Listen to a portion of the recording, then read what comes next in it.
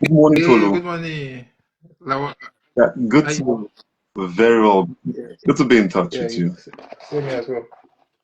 Just with So I think there's some persons in the live stream already. Good morning, everybody, wherever you are. Good morning, good afternoon, good evening. This is Eneye Mukhtar Lawal. I am a poet. I am a teacher. I am a performance poet. I also do corporate events, compare, and today, I would be discussing poetry and mental health with my very good friend here, Tolu Akinyemi. He is a multi-award winning poet. He is a performance poet. He is many things and the author of so many books. I would give him the space to tell us about him now. So, Tolu, please, can you give us the privilege of meeting you?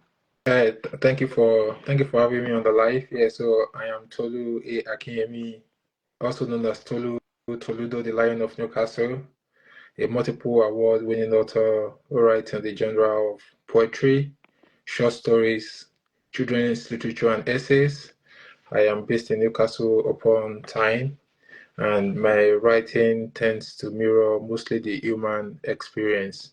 So I'm a writer who writes, who writes mainly about our experiences, as most of our experiences as humans are universal in nature. Yeah, so that's just me. And when you see someone on the circuit who loves to roar, I love to roar because I believe that dead lions don't roar. So while we are alive, Yeah, while we are alive, we need to roar, put our gift and talent to good use. Yeah, so that's just a bit. yeah, the Lion of Newcastle. So I've seen that a lot in your video. I'm like, how did he chance upon that wonderful title? I would encourage the crowd to roar, and everyone would roar along with me. Oh, the Lion of Newcastle is there. Can I have a loud roar like a lion? Everyone is roaring. Ah, At, at subsequent events, it became more of like a spontaneous thing. Like when I'm invited to come on stage, everyone is roaring because that's just like the way to bring me up on stage. So people are just mm. roaring, and everywhere is electric. Yeah, so then the name just stuck, Lion of Newcastle. Yeah, so and I enjoy it as well. So on this, like, can we have a loud roar like a lion? Oh, Roar!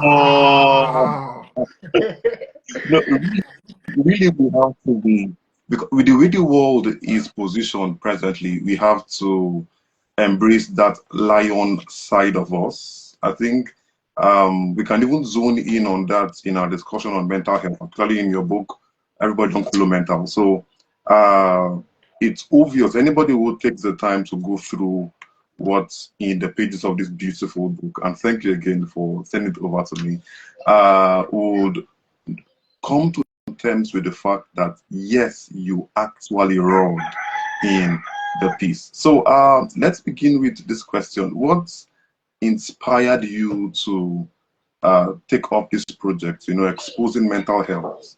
Yeah, I believe that mental health is a taboo subject.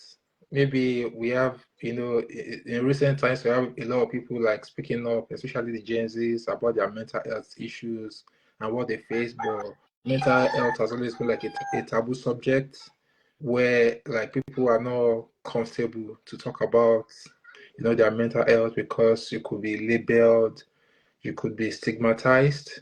So I think that's the major issue around mental health. And I felt as a writer who loves to write mainly about the human experience, it's in my place to be able to shed light on some of the issues that people do not want to talk about.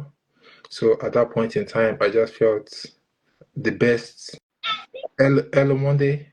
Yeah, so I felt like the best place or the best way for me to do that was through this collection of poems. Because previously as a writer, I had written poems that addressed issues around the black experience in black does not equal inferior.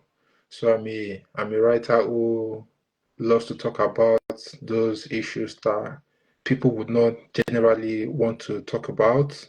So, and I feel like mental health is important because mental health for us to be, I always say like for us to be in good physical health, the mental health is also very, very important as well for us to achieve all our goals in life, for us to be healthy in our body, mind, and soul. Then we have to take cognizance that the mental health, it should be placed at the front burner.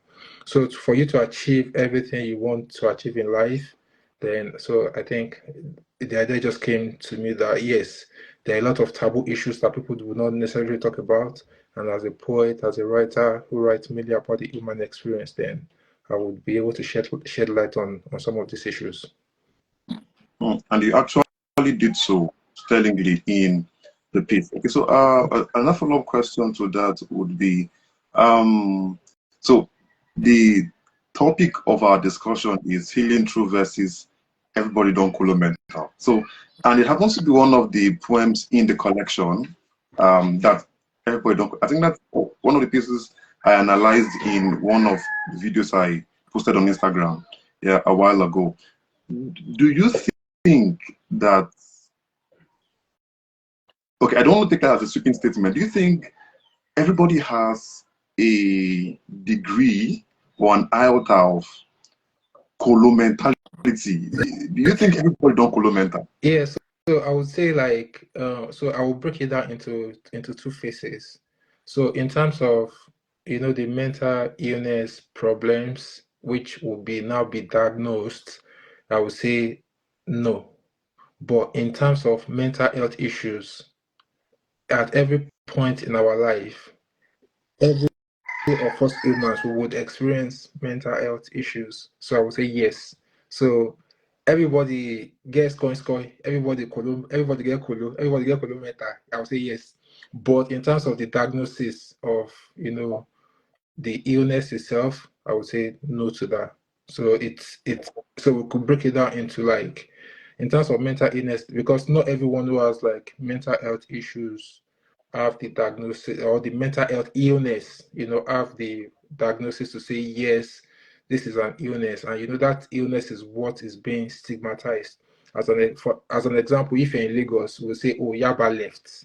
Anybody goes to Yaba left, or oh, it should be in Aru or Yaba left. So there's some sort of stigma attached to it. Like, so people don't really want to talk about, even the issues with mental health because of being labeled, wrongly, or being stigmatized. If you come out to your employer as an example to say, oh, I have mental health illness, are you sure you wouldn't lose your job? But I would say in terms of everybody colo, yes. And it just takes a little thing to like trigger. So we all have issues, we all have experiences, life happens to us, and we know I've been in that state of powerlessness that we can't change things.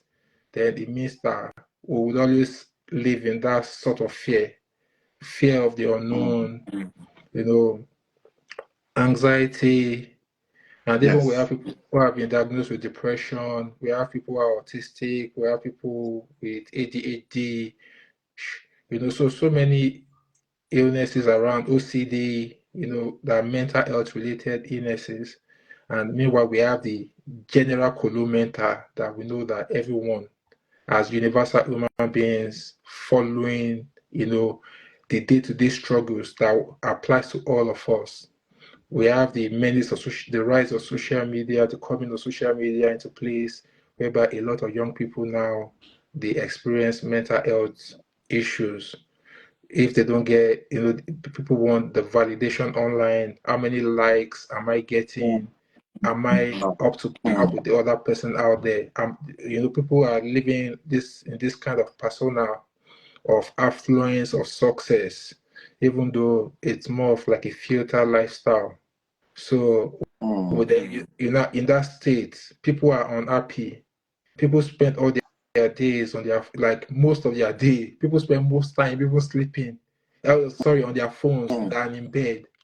So everyone is looking for that kind of validation. So it's just left for us as humans to be able to, create our own space.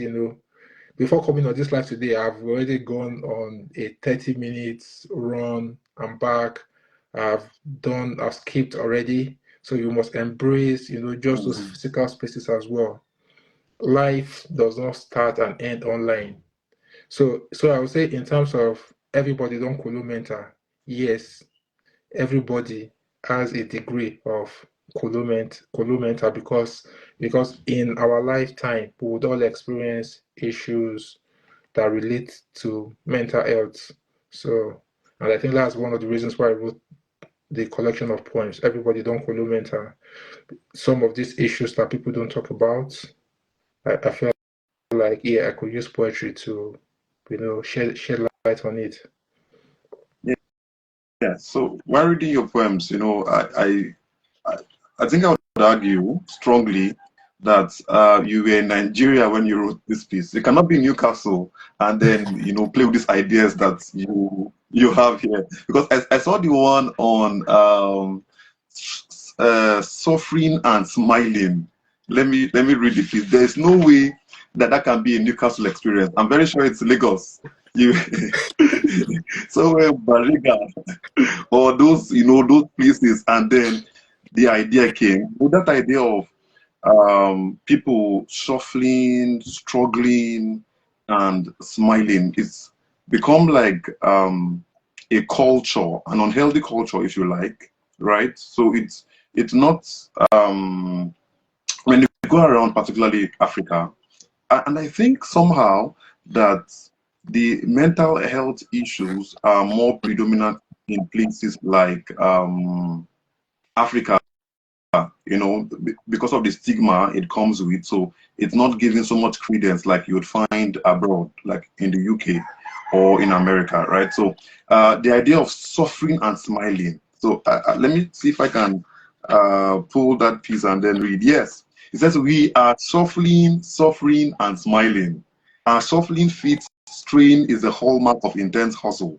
Some shuffle to survival till they met their Waterloo. He kept going, and then he now said, they rubbed salt in our wounds, inflicted more pain, still irradiated joy, smiling even in intense pain. Suffering and smiling is our bittersweet tale. So what I think you're doing there is to just basically capture our experience, because that's what's happening here. The harsh economic condition, the inconsiderate political laws Yeah. and norms and all of that. So that in a way creates uh, the colomental issues we find in Nigeria and Africa. So how do you respond to Yeah. that? So, yeah. First of all, I wrote the collection of poems in the UK. So all my books were written and published in the UK. Yeah. So, but I guess as a Nigerian, that experience, the experience in the past and all of that, that because the experiences are universal anyway, not just Mm, yeah. So there are people here who are also suffering and smiling, so we have both ends of the pyramid, people who are at the high end of the pyramid and those who are in the lower cluster in the society as well. So, but I think we know, let's look at the African experience, the Nigerian experience as well. We have a lot of people who, in spite of the harsh economic climate, all the issues, there are people who still like defend government. They are suffering. People are suffering, but they are still paying things that cost of living, inflation, everything that is on the rise. But you see people who are still defending government, people who have not eaten daily. But because maybe is from my tribe, you know, people are just no, oh, this person, they are trying to bring down my tribesman, so people just go all out to defend. So people are suffering, but they are still smiling. Then we look at the Nigerian spirit as well, irrespective of mm, bad leadership, bad economic policies, and all of that. People are still like we have that drive to always just achieve, go all out to, we always aim for the best. That's why when you see Nigerians, once they leave Nigeria, they tend to thrive more, achieve a lot of success because we've been through the fire and we mm. we survived the fire. We've been through hell and we survived. So That's why you see all Nigerians in the US and the UK, all over the world, wherever you see a Nigerian, they tend to like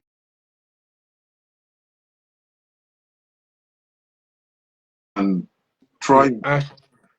Yeah, if you can survive through the harsh economic realities that what the shege, if Nigeria has shown you shege and you survived, Um, then you will definitely like let survive work. you will definitely survive anywhere in the world. So I feel like Mm, there's some sort of powerlessness that you feel like as a Nigerian. Let's look at maybe you look at the last general elections where people can say, oh, they want to they want to run with it, grab it, do whatever they can. As citizens as well, it impacts your mental health, knowing that, oh, I'm just going to the polling booth to vote, but my vote does not really matter. There's someone in the polling center who mm, will change. So all of these things, just knowing that you cannot do anything about some of these things that happen to us. So we are suffering, but we are still smiling through it. We are still hopeful. So, but mm, hope, hope alone is not, hope alone. Hope is good to be hopeful. It's good to tomorrow will be better and all of that. But we cannot only depend on hope as a currency to save us. Hope is not like if I'm saying, oh, I have no money, I have no food. There, I'm hopeful that tomorrow will be better. But what can I do to make that tomorrow become better? So hope also needs to like align with reality as well. mm, So for mm, through our suffering, through our suffering, we must just embrace reality as well. That yeah, so as Nigerians, we know that we are suffering and we are still smiling through it. And that is for me, suffering and smiling is just like is an emblem as well. Is a Nigerian badge that through our mm. pain, because To get out. yeah, through our pain, through the chaos and everything, we survived through it. So that for me was just the idea around the point. Mm. That's thoughtful. So, Monday the poet just shared a comment talking about the number game on social media, how that raises anxiety and personality disorder. So I think it cuts through all social media platforms. So these days, unlike before, when you leave school, that's how it is, the songs that are sung during the graduation party, it was really meant, will not see again, however life takes you, all those kind of wishes. But this is not the case. When we leave secondary school or university, we still see ourselves. We are very active on social media, Instagram. So you see your friend doing better than you, having more followers than you, having more engagement on social media page.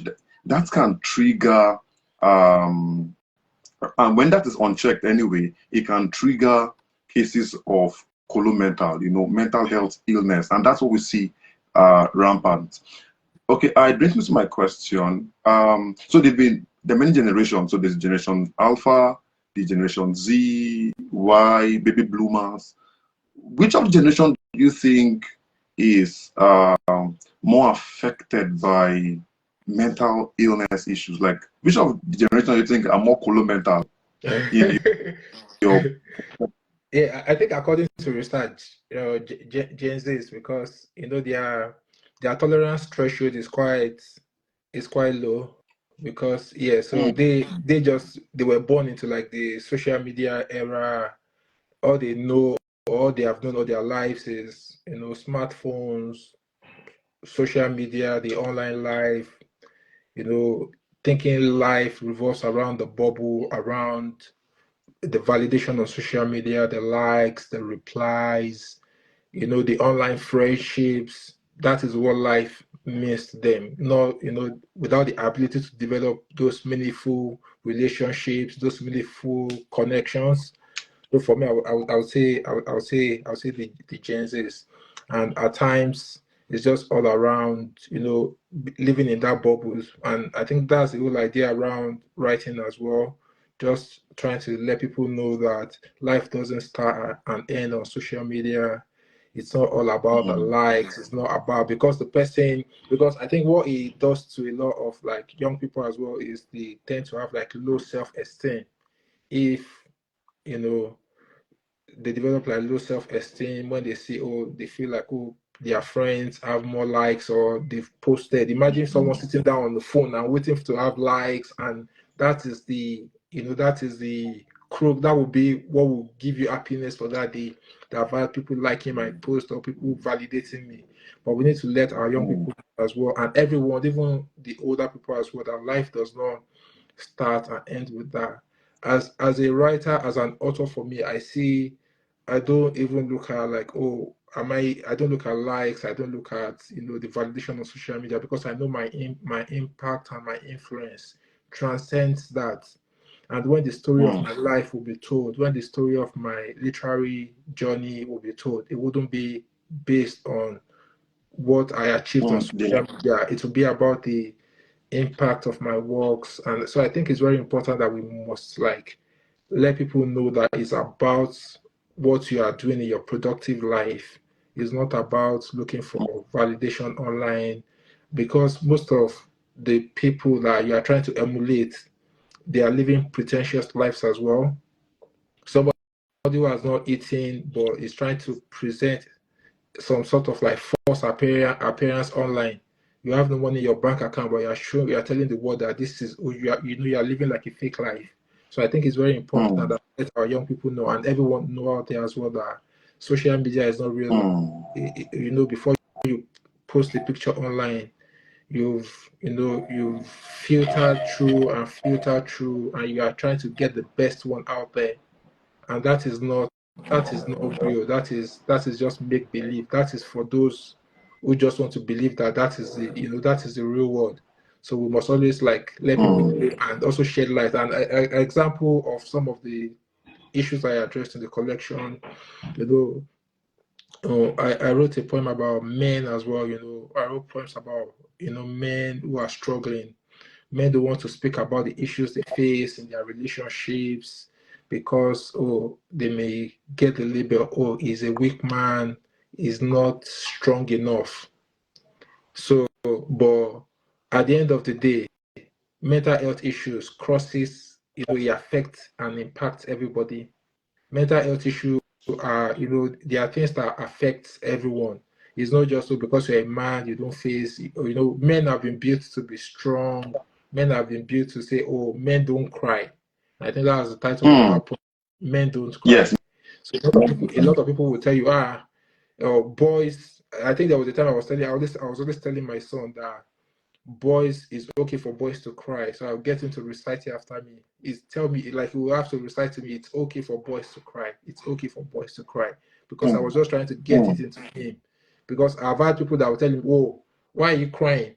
Boys should not be crying. But I need to keep reminding him that it's okay for boys to cry.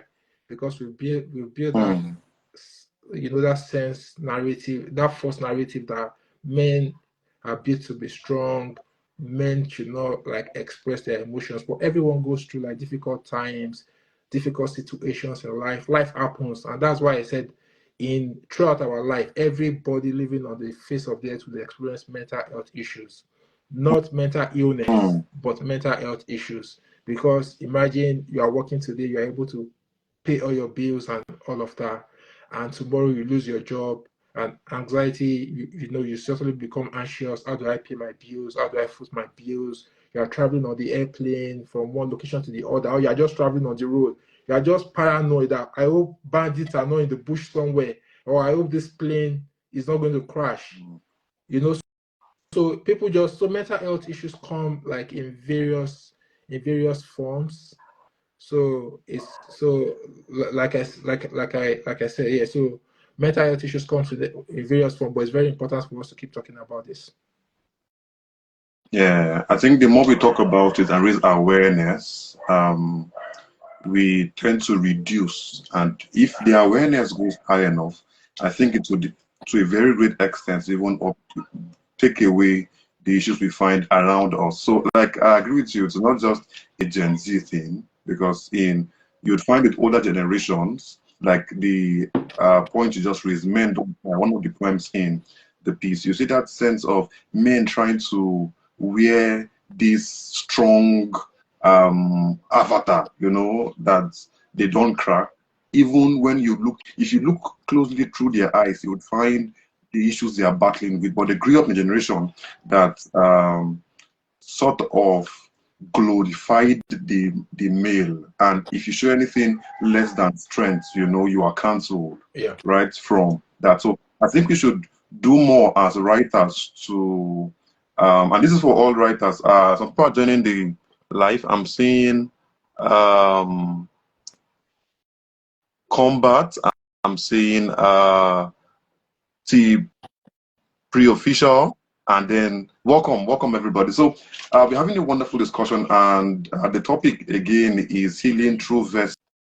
We all Kolomental. So we've been going through the ideas, that we can bring out from the book. Okay, you mentioned about the fact that we should raise awareness, and that's what you are doing with the book Don Kolomental. So my question now is, okay, from your personal point of view, your experience, this book has been out for quite a while now. Have you gotten messages, DMs about how helpful the book has been, and not just the book, your work, creating awareness and putting out thoughts on mental health issues? So so far, what has been?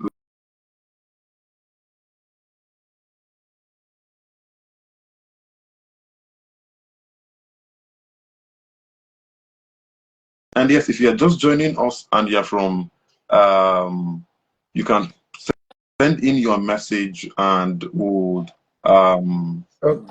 do well to have your take on our discussion. You were breaking up there, but I heard it. Yeah, so I've had messages. I've had the book has been used as a teaching resource by a university lecturer at the University of Benin, Dr. Wale Aigbe. So he used it to teach medical students. He also used it as, he also used it on his lecture. So at the University of Benin, so it was the 293rd inaugural lecture, I think. And the topic was Kolomental and the elephant in our room. So he cited from the book, read the poems, and he did some analogy. And he wrote me a very beautiful letter around the book, how it's been beneficial, and just him engaging with the book and with his medical students. So I still have the letter somewhere in this in my email, and yeah. So, and I've also had like people who have bought the collection of poems to use as a resource for mental health therapy sessions, for people who are like undergoing mental health rehabilitation and all of that. So I feel like it's a book that just helps, like, addresses the universal struggles, relatable in accessible language as well, addresses the universal issues that we all face, because mental health issues are universal in nature, and so is our human experience as well. The things that affect me as a human also affects you, and also affects most people out there, be it loss, love, heartbreaks. So most of the things that we experience, anxiety, just the things that we all, just having aspirations and all of that. So the things that our human experience, they are sort of universal, and that is what I've tried to address with the collection of poems. Yeah, and I've seen that in your work.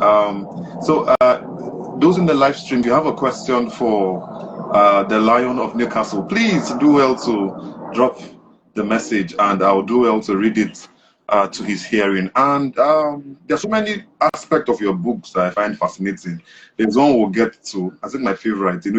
There's so many stray bullets that was just flying off while I was reading the piece. The one on Battle of Wood. Let me leave that one for now. So I noticed that in your piece, particularly competition, that many people do not know, particularly parents, it's like their own method of trying to encourage, trying to guide their children to the right path. And so you see them comparing, their children. So there's a poem here competition. So Nicole, the daughter of Nzeribe, sent 2 cars from Italy last week.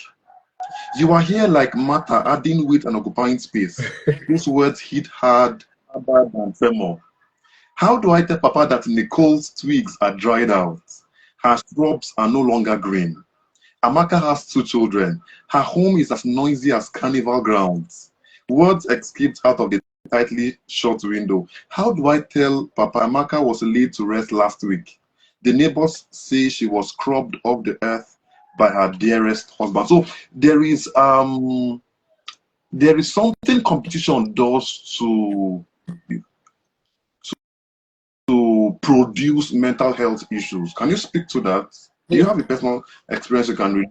Yeah, so yeah, I feel like like from maybe the parenting from the Nigerian experience, like growing up, our parents will tell us, "Oh, the son of XYZ, everything is all about competition. Everything is all about this person's son is a doctor, this one is a lawyer, this one is an accountant." So even while in school, when you are not first, second, or third, they kind of How many like, heads do you have? hey now, this one, they have one day like you.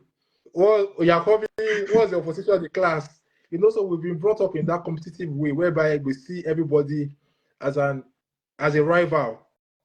Even and I think it impacts us, like even when we talk about the Jackman wave and everyone, coming abroad, that Nigerian spirit of, oh, I want to be the best. People don't really want to share opportunities. People don't want to bring the other person up, They just they want to be successful. And so the world can say, oh, I am successful. Not thinking about, oh, if I'm successful, how can I help my friends or people in my circle to become successful? Because when I'm successful and I help other people to become successful as I am, they also when they are successful as well, they can lift other people out of poverty. So people don't, that competitive spirit. I want to be the best. I want to be the first. I want to be, So I think it even erodes about humanity, and it impacts the mental health of even growing up. Our mental health has been damaged. It's been messed with. When they keep telling, look at that, look at the daughter of Mr. Tamedu. They have a first class degree. This one has and you feel like you feel inadequate. Not having the first class degree makes you feel like, oh, all you have is your friends have a second class upper, you have a second class lower. Then you feel like, oh, I'm not good enough. How can I become, how can I make the most out of my life? But the fact is that it's not even about it's not about the first person. It's not about Nicole, the daughter of Nzeribe, who is sending cars, or it's not all about that. Life is much more than that, because you can have that facade of having that successful life, but are you living in true happiness? Do you know what they're facing? You can have marriage, or you feel someone is happily married. You see that from the outside, but the inside, are they truly happily married? So I think growing up in Nigeria, that competitive spirit has always been there. It's always been something like, oh, like they just have to like there will always be someone they will compare you to. Like, oh, look at this person, this is what this person is doing. But life doesn't work that way. You are damaging the mental health of that child by comparing them to others, because everyone needs to be able to understand that every child is different. Every child will develop at a different pace. Everyone will not be on the same pedestal in life at the same time. The fact that somebody has achieved something before you does not mean you also cannot achieve it. Like, look at when I published my first book in 2017. If I was comparing myself to others, oh, I just started, this is, now I have 22 books, I've won awards and all of that. So it doesn't mean like, it's not about the first person who starts. You can publish your book tomorrow, and in a short space of time you achieve tremendous success. So I think comparing children to one another, I don't think it's a really good way of parenting, because you're not helping to build you're even part of the people who would damage their mental health. Because when they see other people who aspire, rather than them celebrate with them, they see them as rivals or as enemies, and they feel like, oh, they feel unfulfilled as well, like they've not achieved much with their life. When parents judge their children through those lens, like, oh, like, even when children make mistakes or they do things that are not right, it's not all the time that you just have to say, well, let me tell them off for, oh, you've done this, really bad, you've embarrassed me or you've disgraced me. Because you always have to think about their own mental health as well. How would how would they feel? And also, when you realize that with mental health, it means that everybody will not be in the same pedestal in life. The fact that someone has achieved something in life does not mean like, oh, everyone has to achieve that. Someone bought a house when they are 20. If you buy your own house when you are 40, if it's at that 40 that you feel fulfilled, then let it be that way. Everyone will not achieve success, at the same point in life. And and I also have experiences whereby when you are successful, there are people who are around you who feel like a certain type of way, they are not happy.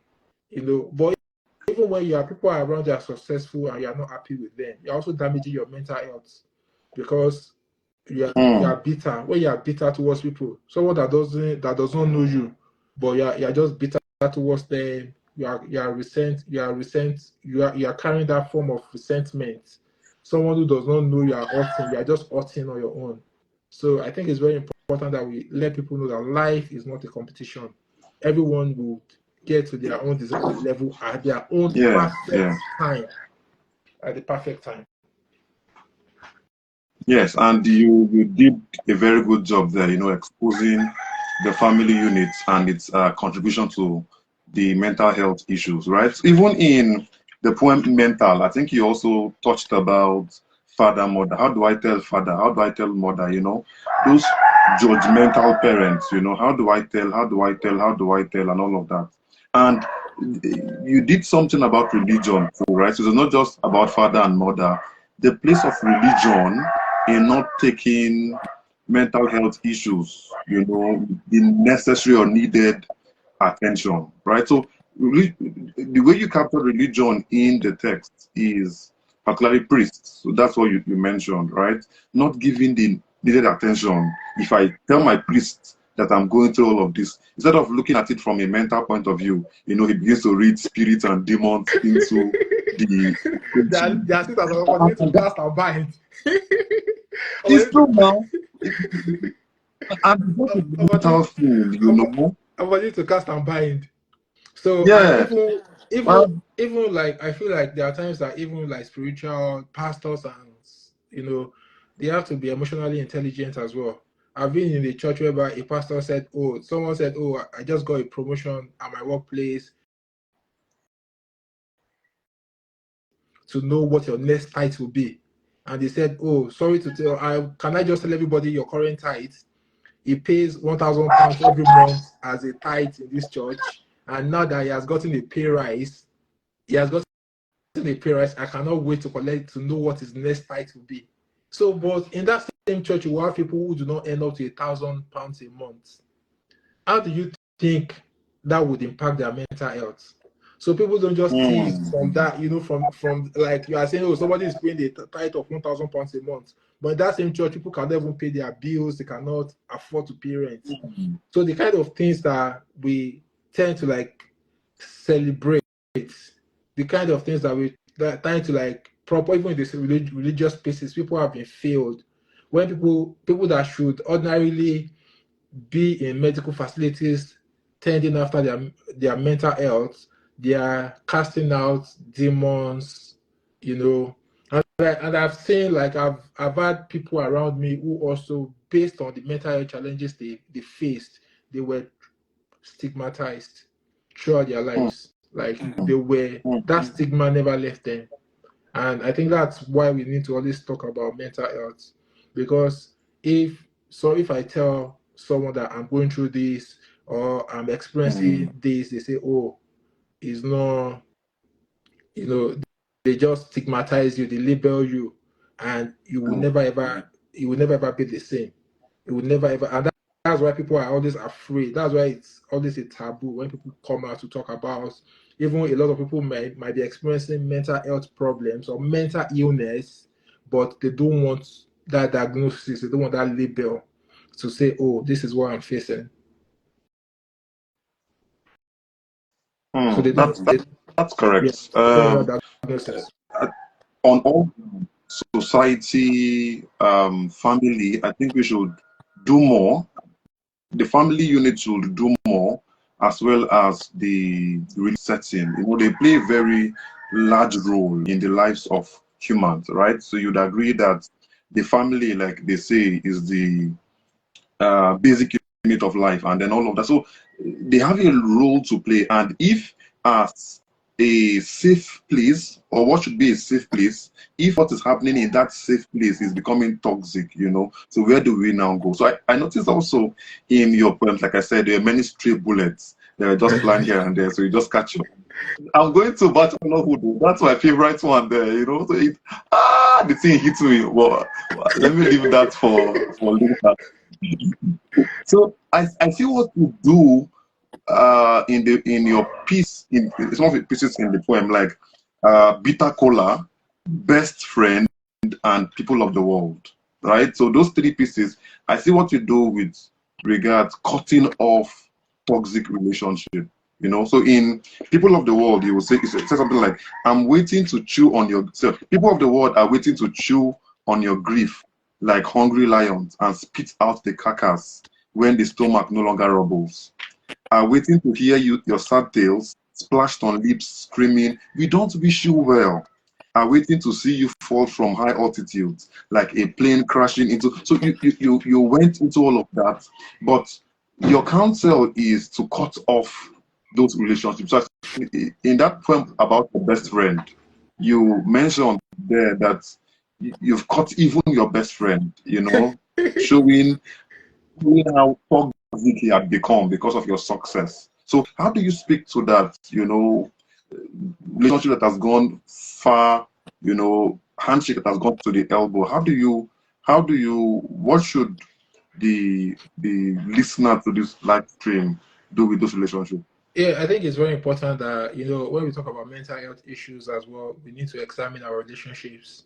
Like I have this essay that I wrote around relationships being the current that controls our life. And so I think it's very important for us to examine our relationships on, maybe it could be daily, it could be monthly, it could be on a yearly basis, it could be a quarterly basis. Examine those relationships, those people who are in your life. Are they adding any sort of value to you, to your life?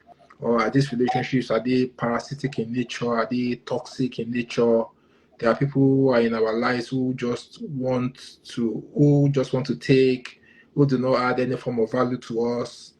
And so I think, so for me, I feel like even within those spaces where you see whatever category of friends they might be best friends, they might be close acquaintances. There are people who are just there to, just to leverage on whatever you have to give them, but they offer nothing of value. And I feel like even like either a mentor to a mentee relationship, you might not have money to give your mentor, you might not have anything, but it might just be a case of just checking up. I have people that the only time they just message is when they want something from you. And when at that time you say, "Oh, I don't have it at this moment, I can't give you at this time," they do not message you again. So it shows like they do not value that relationship, or all they want is what they can get from you. So I think relationships is very important because it can actually catapult us to our success or lead to our downfall as well. I've had many people in my life that even just from the first time they came in contact with me, I said, "Oh, I'm going to help you, I'm going to assist you, I'm going to do this, I'm going to do that for you." And that has altered the course of their lives. Just the fact that they came in contact with me. So I think that goes to show that that is the benefit of relationship. It might just be having a relationship with somebody, meeting somebody for the first time, but there are now people who would destroy those relationships, just for anything. I've had like nasty scenario, like I have nasty experiences with people who, just keeping, just being trustworthy, have that integrity and all of that. They failed spectacularly. So so I think it's very important for us to enunciate this, that when the relationships are toxic, then it should not be a problem to like cut it off. If someone is in your life, they are not adding value to you, they are, all they want is just, to leverage on whatever you give to them, parasitic relationships, toxic relationships, then do not be afraid to walk out. So cut toxic relationships. As far as it affects your mental health, it should go. I think I subscribe to that. And there, if we want to be frank, there are many friends in our lives that came in and, they are coming into our lives somehow affected our mental balance because of comparison, right? You see them bringing those issues like, look at the person is doing that thing. Like what's currently very heavy at this point of the world is this pressure. So somebody now pulls up a very good ride, your friend, and like, and let's say you're and a friend are present when the person just do, no, be this guy, be this one, you don't buy this ride, I go buy my own, And so you see all of that now, that unnecessary pressure it now brings to us, and now chasing money in a bid to just show that, even me too, I don't arrive, and all of that. Beautiful. So cut off toxic relationship, and even if, like you mentioned in the poem, it's relationship between best friends. Those long, old relationships. Full of memories. As far as it affects your mental health in a way, right? No, These because two. for me, I feel like some people, well, there could be baggages. So Mm, many times in life we plod through life carrying baggages from our past, because we do not want to hurt, old memories, old relationships, and all of that. But if those relationships are not adding value to you, so it's because it has to be both ways. So you have to give value and receive value in return. And like I said, the value doesn't have to be financial in nature. But if those mm, relationships have nothing or substance to give to you, then so it does. So you don't have to wait for it to affect your mental health before you decide to say, oh, okay, this relationship I think is mm. expired. It's Mm, expired. that's And fire. so and you can also decode, like you can decode people by their antics, by their behavior, and all of that as well. So I have like a few people, or someone from the literary circle who used to be so close to me, but I just had to cut him off because just saying to someone and, oh, help me deliver something to someone, and you failed spectacularly. So it goes to show that that kind of a person was the essence of keeping that person close to you. When you say, oh, help me deliver something, there's not even something of just something of over £100. Help me deliver to someone, and you came up with different stories. So it shows that you do not deserve to be in my circle. You've not earned my trust enough just to be around me. So I think it's very important when you look at, some of this, like, why do you need someone in your life who is just there to, cause harm and disrepute and all of that?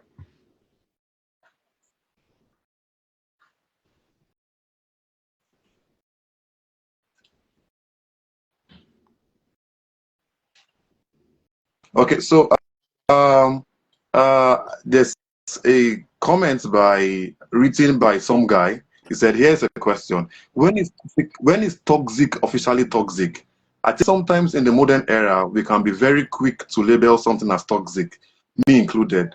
Sometimes I need to remind myself, let me, can I can I give an opportunity to help that person grow? So here is a question of, if we cut off, I think what he is driving at is, if we cut off people because they are toxic, at what point is toxic toxic?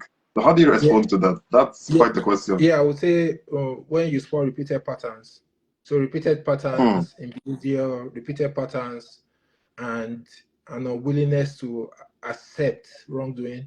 So when someone is doing something repeatedly and you feel like, or when you already know what is acceptable behavior and what is unacceptable. So once you know, like, oh, this is acceptable or not acceptable, then it helps you to like know that, okay, if this person is out of order or out of line, then you're able to like, yeah, you can become pragmatic and say, okay, this is out of line, this is unacceptable behavior. So once you're able to decipher between what's good and what's wrong, one, and when the action or behavior becomes repeated in nature, then this person is unwilling to take corrections, then I would say, yeah, it might be the right time to just let them go. So it's not like, oh, So someone we should all have. so yeah, so it shouldn't just be a case of, oh, someone's done something and You can continue. yeah, so it wouldn't just be a case of, oh, because it's just done something wrong or something, oh, but in your own rule book, oh, this is just way out of line, this is just blatantly wrong, then you know that relationship has no use to you. Yeah, so Yeah. So I think I agree with you on that. There should be a threshold, yeah, right? And when there's a repeated pattern of that kind of behavior, which we should.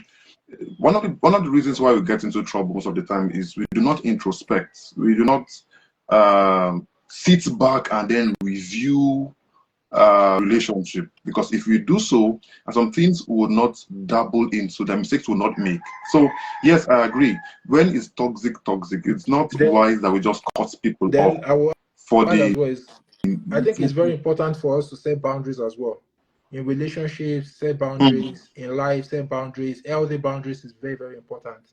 Because if you don't set boundaries, everyone just like, people just come and just mess. They don't respect you. They don't respect your time. They don't respect your value and everything. So just ensure that don't just go through life without boundaries. Ensure that you set boundaries, healthy boundaries. So that way, when people cross those boundaries or go off the limit, then you're able to like call them to order. And when they don't respect some of those lines, then you are able to like just. But I think it's pivotal that we examine our relationships from time to time as well.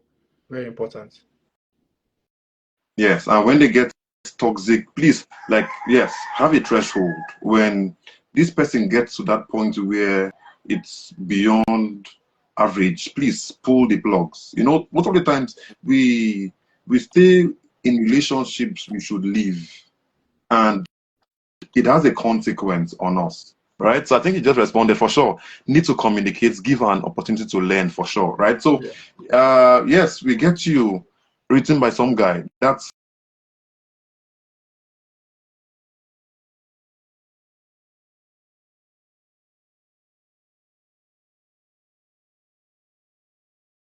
mental health. Pull the plugs. There's no certificate, award. I think it's an award for the longest friendship. There's no, it's not in the Guinness World Records category. There's no the longest friendship in the whole world. So when a friendship relationship, right, even in marriage, I would even argue, becomes so toxic, please pull out. Yeah. Please pull out. Yeah. All right. So I noticed in this piece you did so like, okay, straight bullets. I'm coming to Bachelor of.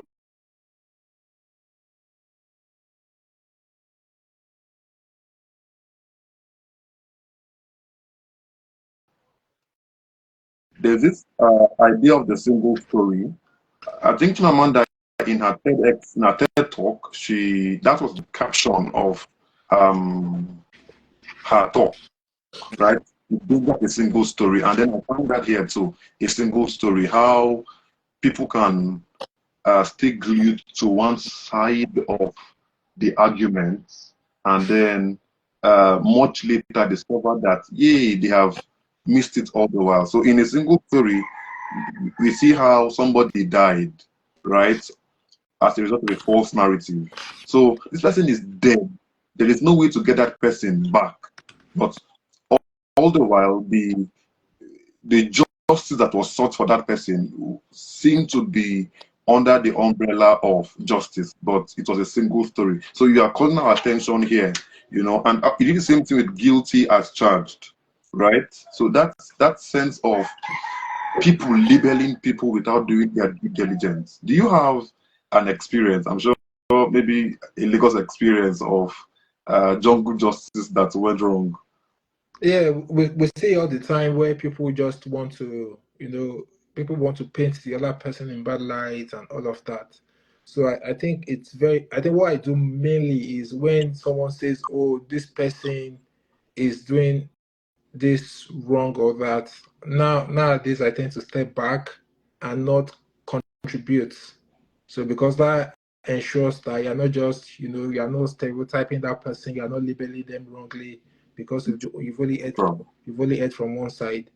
So I think it's very important, like, because there are so many times that we react to issues based on just a single story. So, and I think it's very important for us as like just sit back, ruminate over it, think about it before you react. Oh, someone has said this to me. Don't just, because I think even some of the things that that messes up with our mental health is that something happens and we just snap out of the blues. Like, we don't take time to just reflect, introspect. You just heard something. So can you imagine what this person said about me? Can you see this? Can you see that? You just go on a rant and but why not just introspect? When you think deeply, you're able to now, before you react to those situations. So for me, I think the single story narrative, we see it all the time. Someone has done something wrong, or you heard they came to tell you somebody said this, but you've not heard from the other party to know what they truly said. So so I think it's very, very important. Guilty as Charged was a poem in response to a guy who committed suicide based on the negative label of being tagged a rapist. So most times people we look at people just on false allegations, but they don't know what it's. People could be suicidal. A lot of people, they lose hope around life in itself. Like, oh, the future, tomorrow holds no prospect for me. But people who are just labeling people, who are just, abusing people online, or just all these allegations, they impact people's mental health, and it could lead them to suicidal thoughts. It could lead them to even ending their own life. So I think it's very important that we exercise duty of care before peddling, a single story, before selling false narratives around, just to, before we start selling false narratives, before we start convicting people. Because what happens these days is that people get convicted on the streets of social media. Jungle justice happens online mostly these days. Before, even before the court of law sentences people for any wrongdoing, the online mob, Guilty. do not want rational thinking. These days, rational thinking is in the background. Everybody is just, the e-warriors. It's just all about anybody who does not align with their thinking, does not align with whatever ideas. It could be Messiah complex or whatever. If you are not on that path, or that linear path, they come for you. So I think it's very important that we because imagine a world where everybody is thinking the same way, a world where everybody is trying to achieve the same outcomes. Then we will not have the diversity of thinking, the diversity of thought. It even helps the world. It gives us like a broader. It gives us more things to engage in, to talk about, leads to more innovation. Because if I'm thinking, I want to build a plane that does not crash. We now have planes that can crash. Now, some people are thinking of how do we build planes that will not crash in the future. So I think in the future, it's very important that before you judge people based on a single story, just if it's in your personal spaces, if you have the chance to speak to the other person, to hear their own point of view, then I would say very, very important. Hear from the other person. do not just run to a conclusion and start reacting based on a single narrative. Yeah, thank you for that comment. So, written by some guy has been very engaging. So he has been listening very attentively with the messages he has been posting in. Yes, so we should be very careful with running with a single story. Yes, anything one can take from the piece, the collection, that's, yes, be very wary of. If it's possible, you get the full story. You know, most times, particularly online, right? You see the dragging culture online, and then it's built around the single story most of the time. So you see people jumping on that bandwagon because this particular celebrity, talked about this, and so it's the story.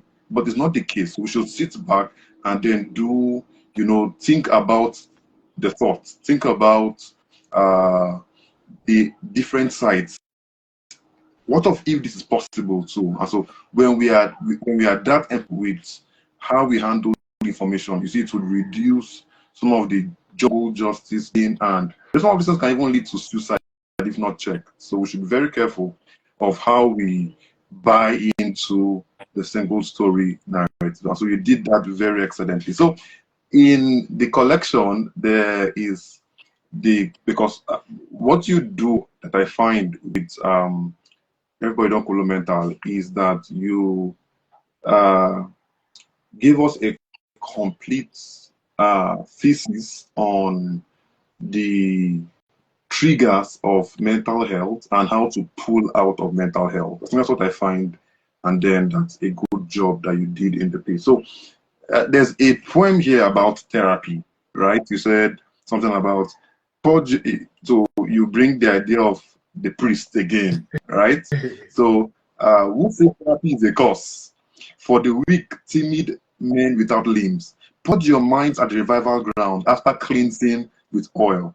The demons will scurry like a rat back into hiding. My head is blowing hot and cold till I'm washed clean by oil, not bottles, just therapy. So in this piece, you are advocating for people who sense issues around mental health to visit therapists. But yet again, you now said therapists in need of therapy. So if the therapist that will go consult needs therapy, so what do I do? Yeah, so the poem therapy. So that poem is just in like, at times people they downplay the need for just speaking up about your issues, seeing a professional, seeing a specialist. They want to rope everything. Oh, this is wrong with you. We need to cast a demon out of you. We need to do this, we need to do that. But in the real sense, it might just be a need to speak to a therapist, see what the issues are, and have a solution-centric mindset. And the point, therapist in need of therapists, a therapist in need of therapy, that is speaking to the fact that there's no perfect human. As humans, we are all imperfectly perfect, perfectly imperfect. So the fact that someone is a therapist does not mean it doesn't, They're not he or battling. she, the therapist doesn't gamble themselves. It doesn't mean they don't have addictions. It doesn't mean they don't have personality disorders. It doesn't mean they don't have anxiety disorders. It doesn't mean they don't suffer from OCD. It doesn't mean they don't have genetic disorders. It doesn't mean they don't, I can go on and on and on. It doesn't mean they don't suffer from depression. It doesn't mean they do not have their own personal issues. So it's just, at times a therapist could be an addict, they could be gambling, and yeah. So I've seen a couple of those personal, by people who are the supposed therapists, people who are the supposed counselors, are struggling in their own personal lives. And I think that was what inspired that poem as well. Yes. So whatever the case is, everybody's struggling with theirs. It does not mean that we should not rely on expert opinion if there is a need for for that. So we should still, because in my part of Africa, Nigeria, therapy is not so a thing. And then you showed us in the piece, Yeah. right? It's not when you therapy, right? You are. I don't know of anybody who has even gone on therapy. That's how crazy it is, So it's not a culture. Yeah. Yeah. It's not a culture, right? So, okay. So this is my question now. If the therapist is in need of therapy, I think the poets have to step in, to engage So we need to to heal through engage verses. therapy. We need to heal through verses. Yes, and I think yes, that's where versus, healing through verses let's comes let in. yes, let's push the what's it called now, the therapist out of business, and then come in as poets, and begin Let's to let's let's zero in on. let's do our thing. Yeah, let's do our thing. Yes, So okay, I was in this conversation with some friends. We were doing this review, and so there are these writers who I have a background in literature, right? So there's these writers this group who art for art's sake. So they write, not to be socially conscious, to just for the sake of writing, they just follow the muse wherever it leads. There is no message Yeah. in all of that. And at the other side of the spectrum, we have the socially conscious writers like yourself, Yeah. who see things wrong in society and then they go big on it. So what will you say to a writer who is, taken by the art for art's sake arguments Yeah. in the I think face of all that's going on in society? What do you think it's a good place to stay? I think art for art's sake we still have like a every form of writing has something there has a deeper meaning they are communicating. So I think it's just left for the reader to be able to unravel what what that message is in. Because for every writing there must be a meaning to it, there must be something it's communicating. So even if you're writing art for art's sake, you have your audience and all of that. But I think for me, I'm just a writer who loves to write, I wouldn't say, oh, because people write art for art's sake, or maybe through as life happens to them, then they might begin to see the need to be socially conscious or to write for, to write for the oppressed, for the marginalized, for the disturbed in the society. So, but yeah, art Mm, for art's sake, you might come to a time to say you might come to a time whereby you feel like, okay, I need to speak out more on issues, and yeah, we see some of those examples in society as well, where people just write art for art's sake, but with time or when it's time to speak up on issues that impact or affect society, they speak up for people and use their voice, and all of that. Yeah. So, but for me, I feel like writing is a way for me to like communicate, some of the issues that affect people in the society, write for those who are oppressed, write for those who are marginalized, and just use my writing as a means, just words that will make people to think, to reflect, to imagine, and yeah. So, but I wouldn't castigate people who write art for art's sake. yes, yes. So I feel you too. I write too. I write poetry. Poetry is that genre that I'm very comfortable, expressing. So I have a chapbook. It's titled June Tunes. Poems I just put together in the month of June. So Okay. I am so much taken by writers who write who are socially conscious, because I believe there are so the conversation I got into in that group, I was all out to say, don't write for art, for art's sake, write and then, do something with your writing and all of that. But everybody has their own place, and usually there's that cross carpeting that happens when life happens to us. So when we see the need to, switch and then move, we do that. So in the collection, because we've been going over the collections, which is your favorite poem? Like which poem is personal to you in that collection? Because we always have that in every collection we put up. There's something personal, Yeah, I think and very complex. yeah, I think I love Men Don't Cry, and I love Everybody Don Kolomental itself, and I love Hope Is Not Far Away. So hope is not far away, because most times we feel like, oh, hope might be far. Hope is not, like, people just want to give up on life in its entirety, maybe because things are not working the way we want, or we are not achieving our dreams at the moment. But just know that hope is not far away.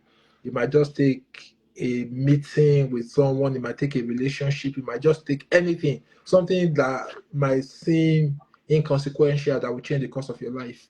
And I'm a living example to that. Like, just the fact that I've been able to, like, help so many people positively, impact a lot of people just by the fact that they met me. So I think hope is not far away. It's just a message in itself that you might think hope is, you might be disillusioned with life. You might think, oh, life is not lifing, life is not working, everything. But your life might just change just on the basis of a relationship. So don't lose hope on life. Don't lose hope on yourself as well. Yeah, I dig that, beautiful piece. Let me read the last couplets in Hope is Not Far Away. Who will tell Okikiola that this is not the last bus stop? Hope is not far away, and this is not the end. Because we are not trained to see the light at the end of the tunnel. So usually we throw in the tunnel before the light even comes. But with people battling with mental health issues, battling with life, right? If the Nigerian experience, in extension, the African experience it can be hell. So with people trying to eke a living, trying to, be somebody, trying to get better, I think this piece speaks to them.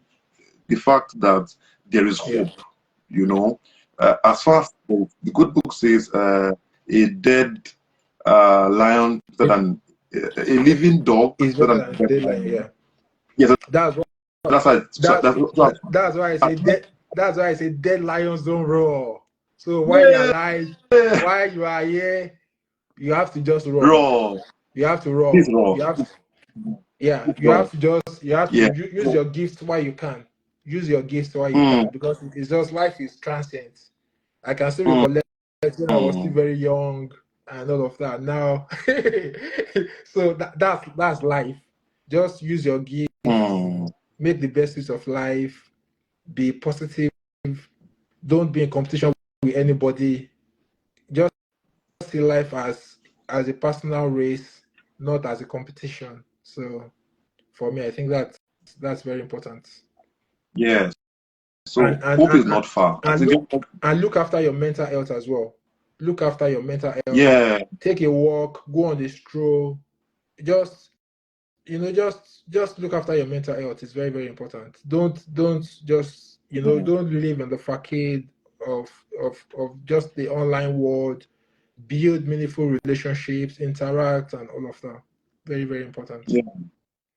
So very wonderful points. Take walks. Watch your mental health. With this piece, you would have that idea. Let's. I think we should do that more often. If we are cognizant of our mental health, like the way we go check our BP from time to time and all of that. If we do the same for mental health, just check those indices, right?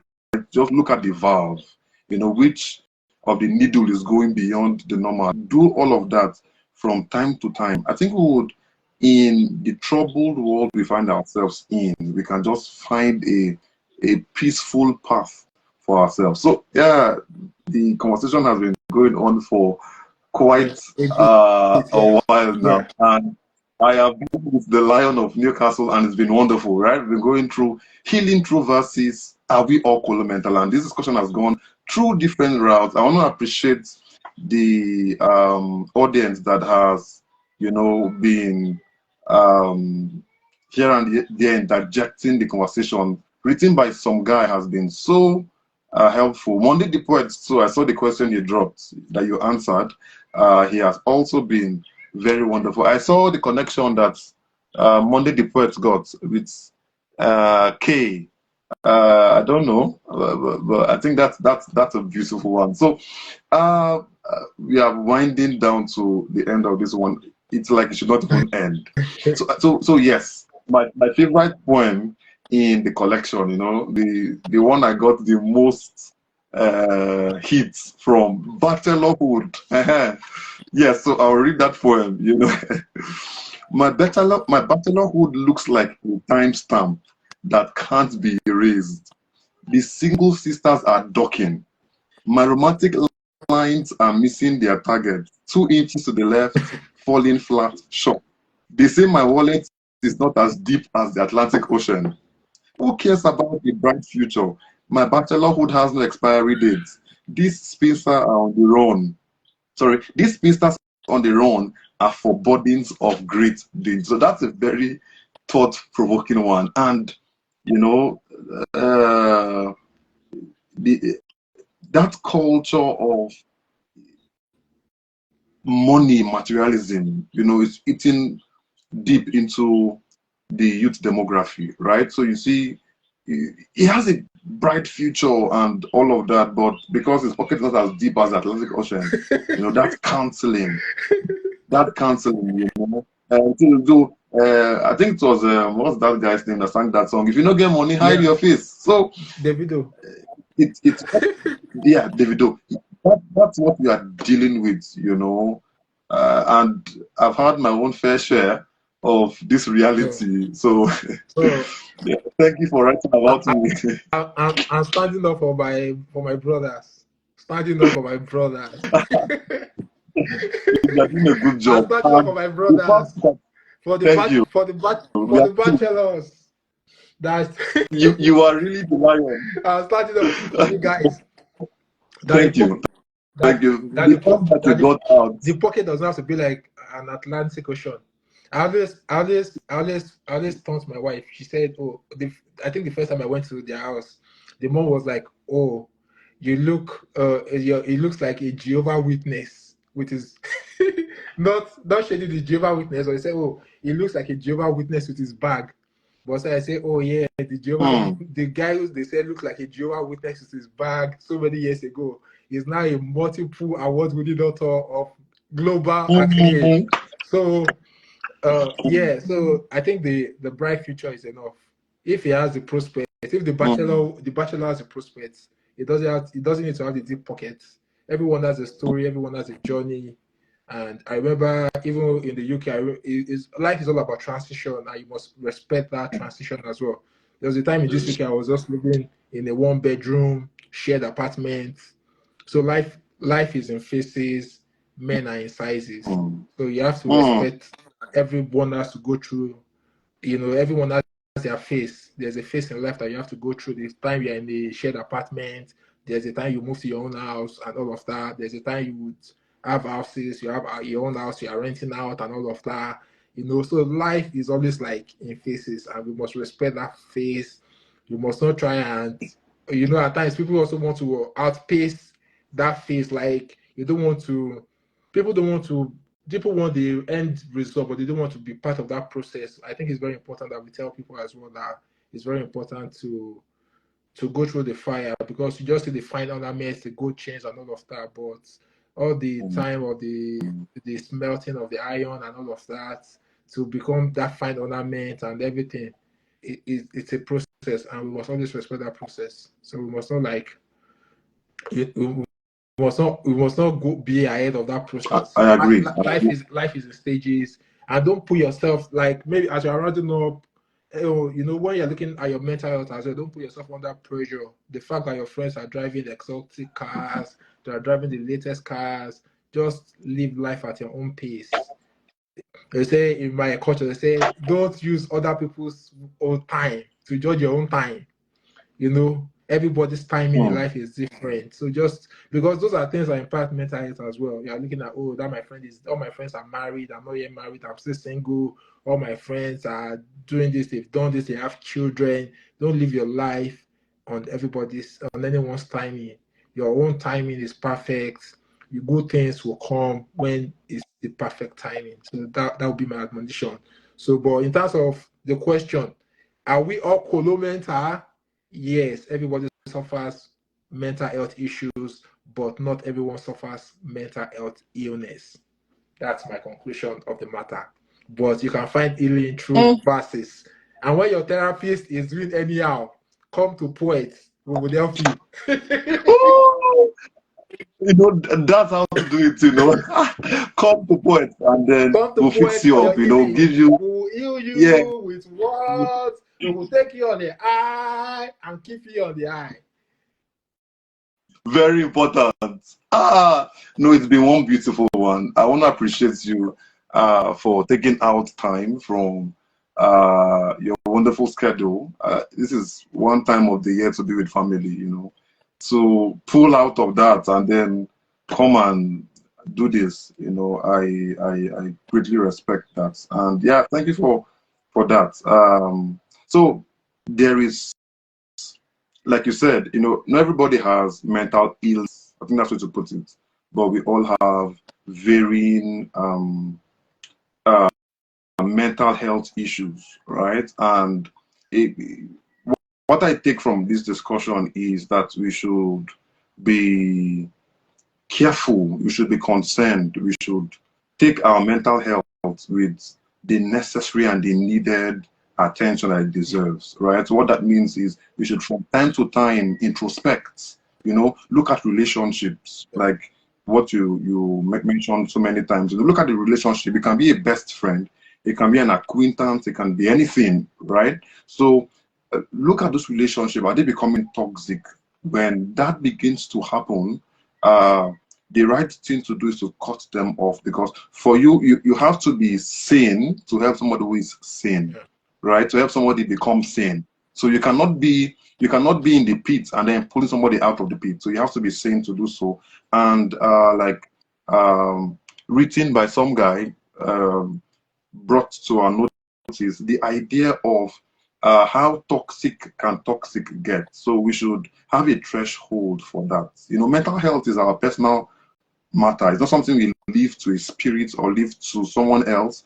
We should be at that space and at that place where we take stock of what's happening in our mind and do what's necessary. So if it's necessary, you see a therapist for that, do that. If it's possible, if it's necessary, you take a book like Tolu's book, everybody Don Kolomental, and then you read through the verse and find healing. Please do that. But the bottom line is this: however the case is, whatever mental health issues you are battling with, please do well to seek help, because when you do so, you would find sanity. So I want to appreciate our wonderful audience for their time, and would end this live stream roaring, So dead lions don't fall. While we are alive, you should roar. So,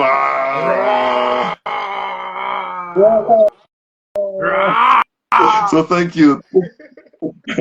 Take care, bro. Thank you. Thanks, everyone. Thanks for joining. I appreciate it.